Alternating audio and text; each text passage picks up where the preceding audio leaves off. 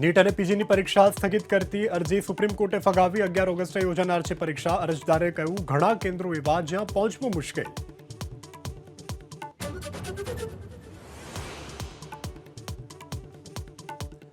વકફ board સંશોધન bill માટે જેપીસીની રચના. કેન્દ્રીય મંત્રી કિરણ રિજિજુની જાહેરાત. લોકસભાની 15 રાજ્યસભાની 10 સભ્યોનો સમાવેશ. ઇમરાન મસૂદ ઓવૈસી જેપીસીના સભ્ય.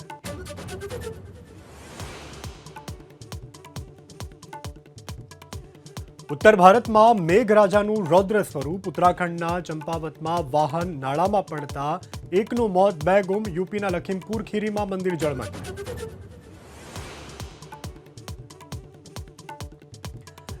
જયા બચ્ચનના નામને લઈ અને રાજ્યસભામાં ઉગ્ર બોલાચાલી. વિપક્ષનો સ્પીકર પર અવાજ દબાવવાનો આરોપ. સરકારે વિપક્ષની સામે નિંદા પ્રસ્તાવ કર્યો રજૂ.